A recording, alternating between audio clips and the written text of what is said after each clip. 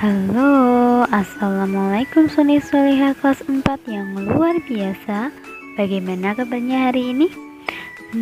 Semoga tetap semangat dong ya. Dan jangan lupa bahagia.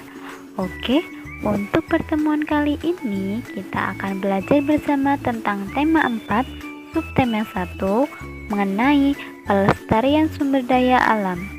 Yuk kita mulai belajar bersamanya. Sumber daya alam atau SDA adalah segala sesuatu yang disediakan oleh alam semesta yang dapat dimanfaatkan oleh manusia. Tuhan menciptakan alam semesta beserta isinya untuk kita, untuk memenuhi kebutuhan hidup kita, beserta para generasi penerus atau anak cucu kita nanti. Oleh karena itu, janganlah kita berlebihan dalam menggunakannya, apalagi yang merusaknya. Coba kamu bayangkan, bagaimana jika sumber daya alam yang berupa air bersih di bumi ini menipis? Pasti kita akan kesulitan menjalani kehidupan kita sehari-hari, karena kehidupan sehari-hari kita banyak membutuhkan air bersih.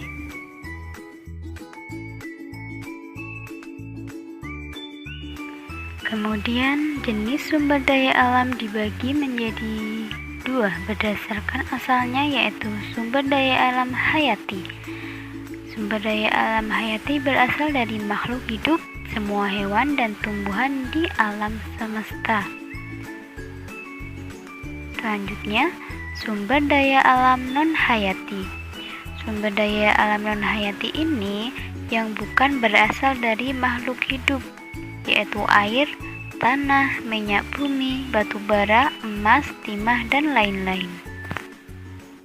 Selanjutnya, jenis sumber daya alam berdasarkan ketersediaannya.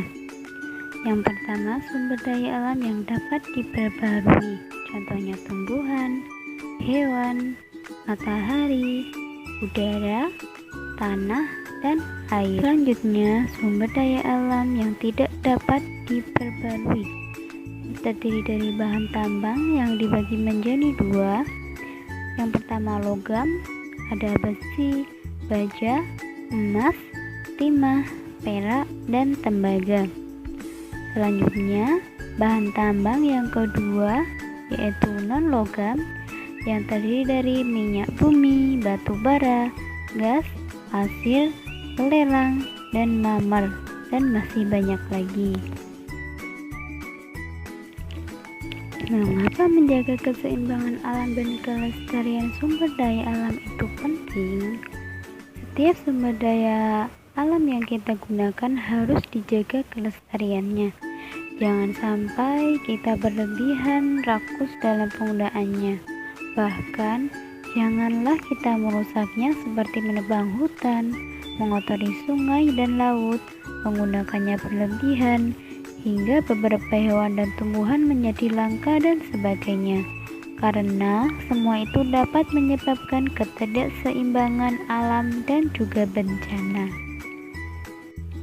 Nah, bagaimana cara menjaga kelestarian sumber daya alam tanah, air, hewan, tumbuhan, dan udara? Yang pertama, tidak berlebihan mengonsumsi atau menggunakannya. Yang kedua, mengembangbiakan tumbuhan dan juga hewan. 3. Tidak memiliki atau menjual hewan langka. 4. Membuat undang-undang perlindungan hewan langka. 5. Tidak merusak habitat hewan. 6. Kurangi penggunaan plastik karena merusak tanah dan juga lingkungan. Yang ketujuh, tanamlah pohon sebanyak-banyaknya agar udara dan air bersih itu tetap ada. Yang kedelapan, jangan mengotori air sungai, danau, dan lain-lain. 9. Tidak boros kertas karena berasal dari pohon. 10. Tidak menebang atau membakar hutan. 11. Kurangi pembangunan gedung atau rumah karena jika tidak dapat mengurangi lahan subur dan juga pepohonan. Kemudian cara menjaga kelestarian sumber daya alam seperti minyak bumi, batu bara yang digunakan untuk bahan bakar seperti pertalite, pertamax, dan solar dan juga yang lainnya. Yang pertama, tidak berlebihan dan menggunakannya. 2. Jika dekat mencipta jalan kaki atau naik sepeda saja. Yang ketiga, gunakanlah bahan bakar alternatif. Yang keempat, gunakan kendaraan umum.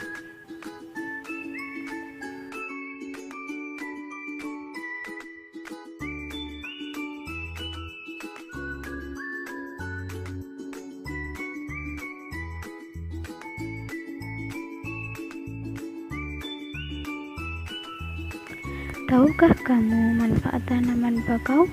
Tanaman ini sangat penting bagi kita. Tanaman ini merupakan salah satu tanaman yang dapat hidup di air asin atau air laut.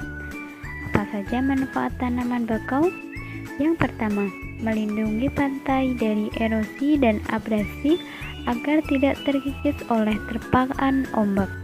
Rumpun-rumpun bakau mampu menyerap energi gelombang yang datang, sehingga hanya riak gelombang yang sampai di sisi pantai. Yang kedua, menahan resapan air laut ke darat. Yang ketiga, sebagai penangkap zat-zat pencemar dan limbah industri, serta mengurangi polutan di air laut. Yang keempat, menciptakan udara pesisir yang bersih dan segar, karena daun bakau dapat menyerap gas karbon dioksida dan juga melepaskan oksigen ke lingkungan. Yang kelima, menjadi habitat alami hewan darat dan juga laut. Yang keenam, mengurangi dampak bencana akibat gelombang seperti badai dan gelombang pasang. Tahukah kamu siapa yang bekerja agar lingkungan tetap terlindungi? Ya, mereka adalah pecinta lingkungan. Mereka adalah orang yang bekerja tanpa bayaran atau imbalan. Pecinta lingkungan bekerja di berbagai wilayah. Kamu juga bisa menjadi seperti mereka loh. Tugas pecinta lingkungan ini adalah menjaga dari lingkungan, dari kerusakan dan pencemaran akibat dari ulah manusia. Kamu dapat menjadi bagian dari mereka.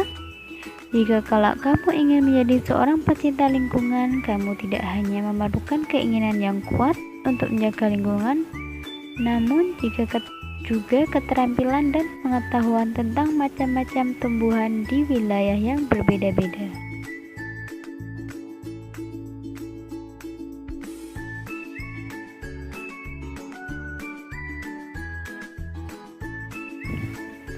Nah, solih-solihah juga bisa membaca surat Al-Baqarah ayat 164. Dalam surat tersebut berisi, Allah menciptakan alam dan seisinya untuk memenuhi kebutuhan makhluk hidup yang ada di bumi. Karena itu, kita wajib menjaga alam dan isinya agar kehidupan kita dapat berjalan dengan baik. Nah, sudahkah kamu menjaga kelestarian alam? Semoga solih-solihah selalu bisa menjaga kelestarian alam dan tidak merusaknya ya. Yeay, alhamdulillah hari ini kita telah selesai belajar bersama tentang pelestarian sumber daya alam. Bagaimana? Apakah solih-solihah sudah mengerti? Wow, solih-solihah memang luar biasa. Oke, jangan lupa like dan subscribe-nya ya. Dan sampai jumpa di pertemuan selanjutnya. Jangan lupa dipelajari kembali.